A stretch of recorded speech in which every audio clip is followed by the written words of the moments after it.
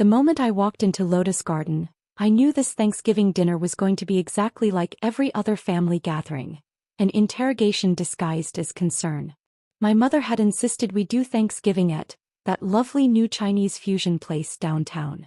I'd agreed because arguing with Mom was exhausting, and because I had my own reasons for choosing this particular restaurant.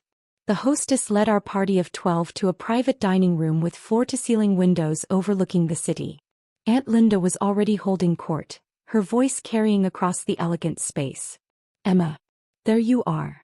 She air-kissed both my cheeks, her eyes scanning me from head to toe. "You look thin. Are you eating enough? Working too much at that little bookstore?"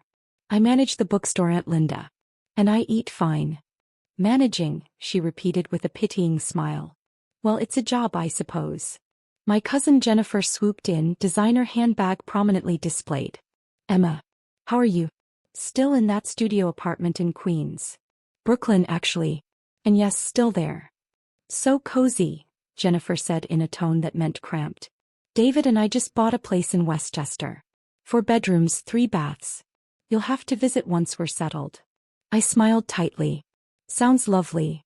The family assembled around the large round table. Mom immediately started the seating arrangements, directing everyone like a traffic controller. I ended up between Aunt Linda and my grandmother, directly in the line of fire. Aunt Linda wasted no time. "So, Emma. Still single?" The entire table went quiet. This was the moment they'd all been waiting for, the annual examination of Emma's romantic failures. "No husband yet. Such a shame," Aunt Linda continued, her voice loud enough that the neighboring private room probably heard. "You're 32 now, aren't you? Your biological clock is ticking." "I'm 29 actually." Even worse. Jennifer was married at 26. Already has 2 beautiful children. "Don't you want a family?" "I'm perfectly happy with my life, Aunt Linda." "Happy," she scoffed. "You say that now, but when you're 40 and alone, you'll regret not settling down. There's still time, but you can't be too picky. Not everyone can afford to have standards." My mother jumped in, trying to be helpful but making it worse. "Emma's very independent. She likes doing things her own way." "Independent is just another word for stubborn," Aunt Linda said. "You need to be more flexible, Emma. More open to opportunities. Like that nice accountant I tried to set you up with." "Who spent the entire dinner talking about his irritable bowel syndrome," I reminded her. "He was successful. Had his own practice." The servers began bringing out appetizers. Delicate dumplings arranged like flowers, crispy spring rolls, sesame noodles garnished with microgreens. Everything was perfectly plated, artfully presented. "This place is expensive," my Uncle Robert commented, studying the menu. "Who's paying?" "We'll split it," Mom said quickly. Jennifer leaned over. "I heard the owner is some young tech millionaire who decided to get into restaurants. These places are always overpriced. All style, no substance." I sipped my water and said nothing. "Emma dear," Grandmother said, patting my hand. "Your mother tells me you're still working at that bookstore. Shouldn't you be thinking about a real career? Something with benefits? Stability." "The bookstore is stable, Grandma." "But it's not a career," Aunt Linda interjected. "It's a job. There's a difference. Jennifer is a marketing director at a Fortune 500 company. Now that's a career." Jennifer preened. "We just closed a major campaign. The bonuses were incredible this year." "And you, Emma? Any prospects? Career-wise or romantically?" Aunt Linda's eyebrows waggled suggestively. Before I could answer, my phone buzzed. A text from David. "How's it going? Do I need to stage a rescue?" I texted back, "Not yet. But stay on standby." "Always on that phone," Aunt Linda said. "That's probably why you can't find a man. Men don't like women who are always distracted by technology." "I don't think that's..." "Trust me, I know. I've been married for 35 years. And let me tell you, the secret to a happy marriage is knowing when to put down the phone and pay attention to your husband."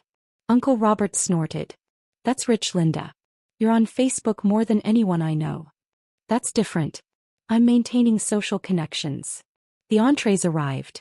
Peking duck with handmade pancakes, honey walnut shrimp, mapo tofu beef with Chinese broccoli. Each dish was a work of art, the presentation flawless. "I have to admit," Jennifer said grudgingly. The food is excellent. Of course it is, I said quietly.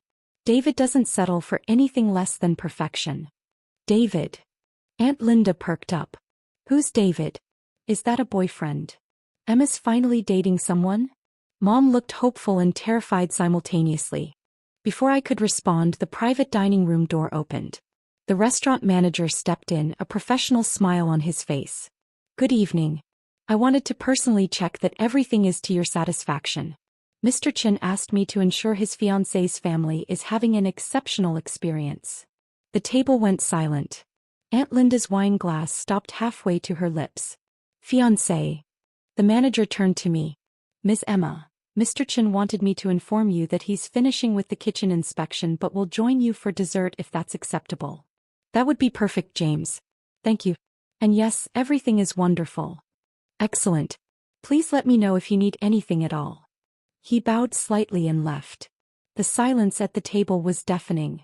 Fiancé. Aunt Linda repeated, her voice strangling. You're engaged. Yes. For about 6 months now. 6 months. Mom's voice was faint. You didn't tell us? I tried. Multiple times. But every conversation gets interrupted by questions about why I'm still single or suggestions about my career choices. It's hard to share good news when no one's actually listening. Jennifer was staring at me. Wait, Mr. Chin? As in David Chin? The owner of this restaurant. Owner of this restaurant chain, I corrected. Lotus Garden has 8 locations across 3 states, with 2 more opening next quarter. But you said you work at a bookstore, grandmother said, confused. I do. I manage chapter and verse in Brooklyn. It's David's other business. He owns 12 independent bookstores across the East Coast. I run the flagship location. Aunt Linda looked like she'd been slapped. You're telling me you're engaged to David Chin? The David Chin. Is there another one I should know about? The tech entrepreneur who sold his software company for $400 million and then started investing in hospitality and retail? Uncle Robert was scrolling through his phone, clearly Googling. That David Chin? That's him.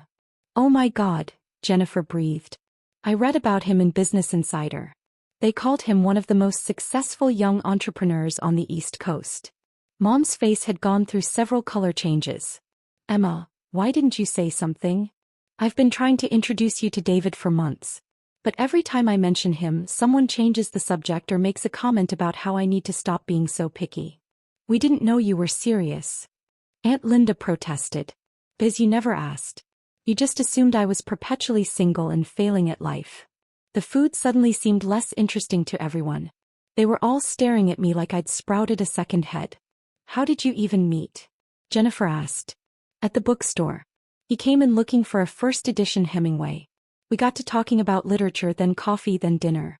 Turns out we both love books, good food, and quiet evenings more than fancy parties. We've been together for 2 years. 2 years. Aunt Linda's voice was getting higher. You've been dating a tech millionaire for 2 years and never mentioned it? I mentioned it constantly. You just weren't listening. Last Christmas I tried to tell you about David, and you interrupted to talk about Jennifer's promotion. At Easter I brought up our engagement and you changed the subject to ask if I'd gained weight. At Mom's birthday in July, I literally said, I'm engaged, and Aunt Linda started talking about her new car. The table had gone very quiet. You're right, Mom said finally, her voice small. I remember now. You tried to tell me and I wasn't listening. None of us were, Uncle Robert admitted. We just assumed. Aunt Linda trailed off. Assumed I was failing because I work at a bookstore and live in Brooklyn? Because I'm not married with kids and a house in the suburbs.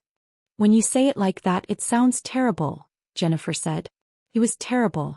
Every family gathering is an interrogation about my life choices, with all of you deciding I'm somehow less successful because I don't fit your definition of achievement. Grandmother reached over and squeezed my hand. I'm sorry, dear. We should have listened better. The door opened again and David walked in. He was wearing dark jeans and a crisp white button-down, his sleeves rolled up from working in the kitchen. He crossed to me immediately, kissing my forehead. Sorry I'm late. The new chef wanted my input on the sauce for tomorrow's special. He turned to the table with a warm smile. You must be Emma's family. I've been looking forward to meeting you. Aunt Linda was gaping. Jennifer looked starstruck. Mom was flustered, standing up and then sitting down again uncertainly. David Chin, he said, offering his hand around the table. It's a pleasure. The pleasure is ours, Uncle Robert managed. David pulled up a chair next to me, his hand finding mine under the table. Emma's told me so much about all of you. I'm glad we finally get to do this properly. Properly? Mom echoed. Well, I've been trying to meet you for months, but the timing never seemed to work out. Emma kept saying you were all busy, but I suspect she was protecting me from the still single inquisition she always comes home from. Aunt Linda had the grace to look ashamed. I wanted to talk to you actually, David said, looking at my father. Traditional circumstances and all that. I'd like to formally ask for your blessing to marry Emma. I know we're already engaged, but it matters to her that her family approves. Dad, who'd been silent this whole time, cleared his throat. Of course you have my blessing. We're thrilled. Are you? David's tone was polite, but there was steel underneath. Because Emma comes home from these family dinners feeling inadequate and criticized. She's brilliant, accomplished, and manages one of my most successful businesses. Yet somehow she leaves here feeling like she's failing. The table shifted uncomfortably. That's going to change, David continued. Because Emma is about to become my wife, and I don't accept anyone making her feel less than extraordinary. Even family. Especially family.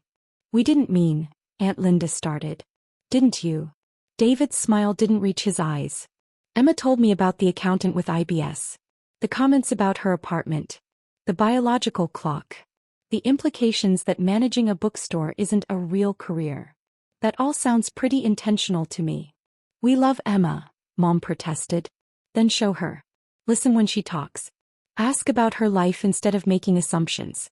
Celebrate her choices instead of criticizing them. He stood up, keeping my hand in his. Now, I've arranged for dessert in the main dining room.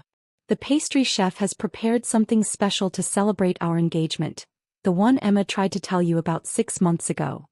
We moved to a private corner of the main dining room, where a beautiful table had been set up with champagne and an elaborate dessert display.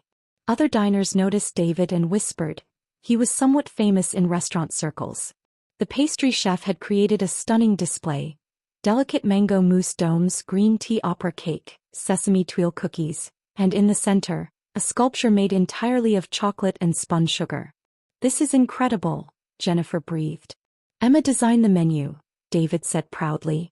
She has an exceptional palate and a gift for pairing flavors. The bookstore cafe menu? All her creations. We're thinking of publishing a cookbook. You designed this? Mom stared at me. I've been taking culinary classes at night. David encouraged me to explore my interests. She's extraordinary, David said simply. I knew it the moment I met her. I just wish her family had known it all along. Aunt Linda was crying quietly. Emma, I'm so sorry. I've been awful to you. You've been dismissive, I corrected. There's a difference. Can we start over? Mom asked. Really start over? We want to know about your life. Your work. Your plans with David. Everything. I looked at David, who squeezed my hand supportively. We can try, I said. But things are going to be different. No more comments about my apartment or my job or my relationship status. No more comparing me to Jennifer or anyone else. If you can't respect my choices, then we'll be keeping our distance. We can do that, Dad said firmly. We will do that. Good. Because David and I are getting married in 6 months and I'd like my family there. But only if you're there to celebrate us, not to judge. We'll be there, Grandmother said. And we'll behave ourselves. The evening ended with champagne toasts and actual conversations about my life. David's businesses, our wedding plans, the bookstore's upcoming expansion. My family asked questions and actually listened to the answers. As we left, Aunt Linda pulled me aside. I really am sorry, Emma. I see now how blind I've been. Thank you for saying that. He's wonderful, by the way. David. The way he looks at you, that's real. I know. In the car, David took my hand. How do you feel? Vindicated. Exhausted. A little sad that it took your status to make them listen. They should have listened because you matter, not because of who you're marrying. Yeah. But maybe this is the wake-up call they needed. Sometimes people don't see what's right in front of them until someone else points it out. 6 months later, we got married at a small venue in upstate New York. My family attended, and for once they celebrated me without qualification or comparison. Aunt Linda gave a toast about how proud she was of the woman I'd become. Jennifer admitted she'd been jealous of my independence. Mom apologized again for not listening. And as David and I danced our first dance as husband and wife, I realized something. I didn't need their validation anymore. I had my own success, my own love, my own life. But it was still nice to finally be seen.